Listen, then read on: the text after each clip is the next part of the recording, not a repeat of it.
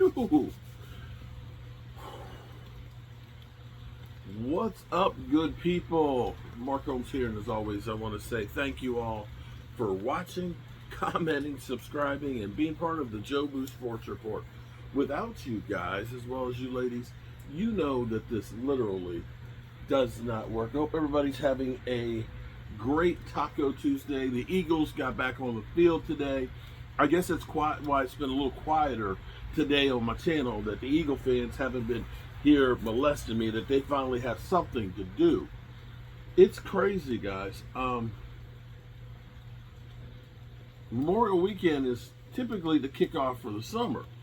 And it's been crazy because I've told you guys, East Coast, we don't normally have a lot of forest fires, but last year there were tons of them.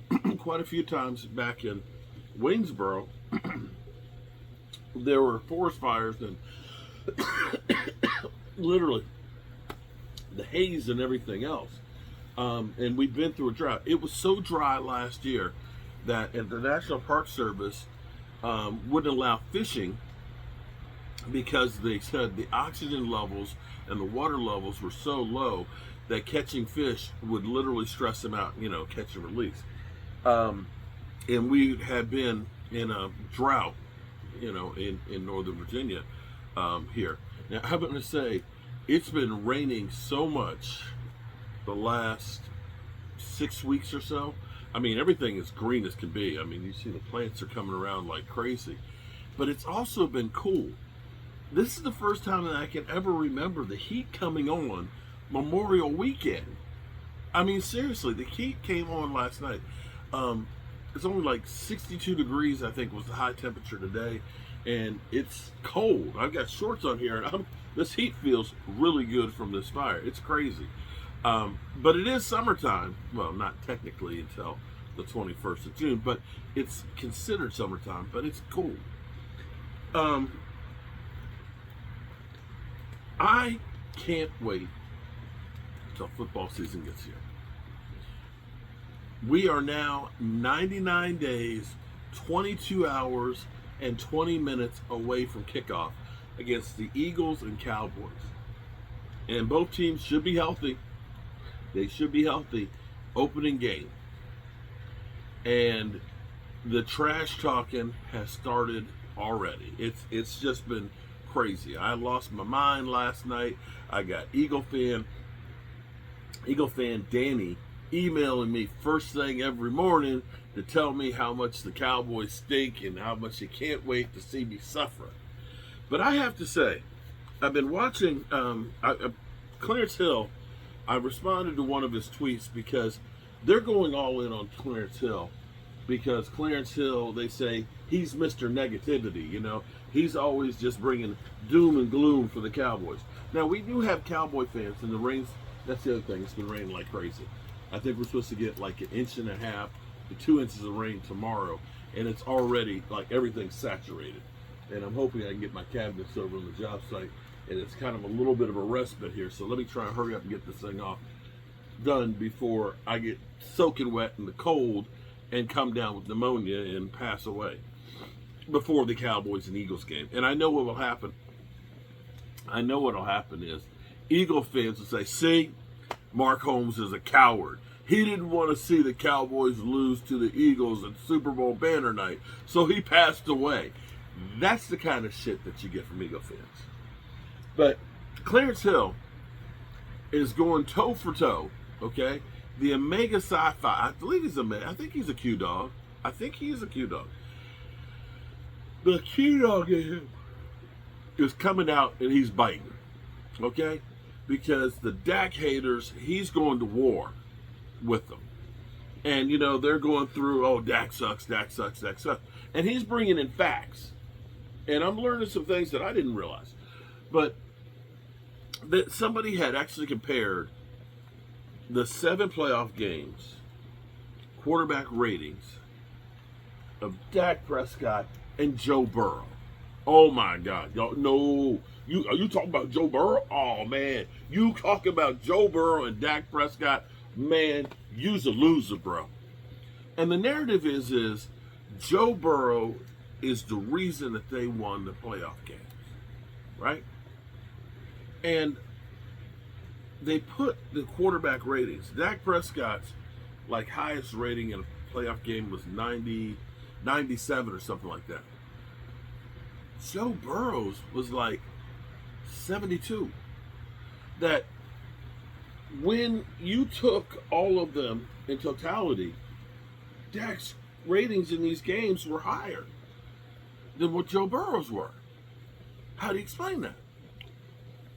Well, you have to understand that somebody else had posted that, like Big Ben, when he won the Super Bowl, one of the times he had a 28 rating. Did they win that game because of Big Ben? Or was it the team? And Clarence Hill posted that Dak Prescott's quarterback rating. And he went through and he's like, Dak's got 14 TDs and like 7 interceptions.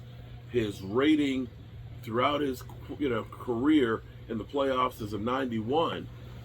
And 91 quarterback rating ranks 8th all time. All time. All playoff quarterbacks and Super Bowl quarterbacks. Somehow, Garbage Dak is 8th. And I tweeted back at him, I'm like, hey, Clarence, you can't put facts out there when it comes to Dak Prescott haters. Doesn't matter. They're not going to listen anyway. And that's when you realize, because people don't seem to realize, it's a team sport, Brian. It's a team sport. And you got to be clicking on all cylinders to win when it comes to playoffs and Super Bowls. And just like, when you point out, well, Dak Prescott did have 5 TDs against Tampa Bay. Oh, it was just Tampa Bay. But it's funny because, you looked at everybody had picked Tampa Bay to win. Everybody picked Tampa Bay to win. Only a couple of guys picked the Cowboys to beat Tom Brady. You know that, right? Business history. And when you point out, some of the losses, you had 304 yards, 3 TDs against Aaron Rodgers, and you took the lead with 50 seconds to go, and your defense didn't stop him. Didn't stop him. So Clarence Hill is fighting the good fight. Now, what I'm excited about is how George frickin' Pickens is fitting in already. Apparently, Jalen Tolbert and George Pickens are buddies too. And Jalen Tolbert talked about when he was at the Star, when he found out the trade was made, he was like, oh man, I love it. You see, Jalen Tolbert recognizes, hey, I got George Pickens, I got CD Lamb. Those guys are going to get double covered. Those two are going to take their best players to try and stop them. Bro, I'm getting, at best, the third best cornerback. At best for them. It may be they got double coverage on CD and they got their second best guy over there.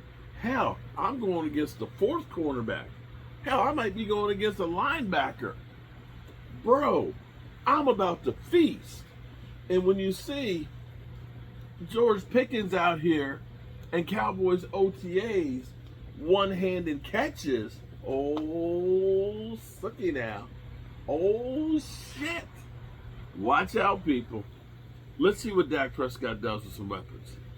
Now, we got OTAs going on, and it's kind of cool because you're seeing so much competition.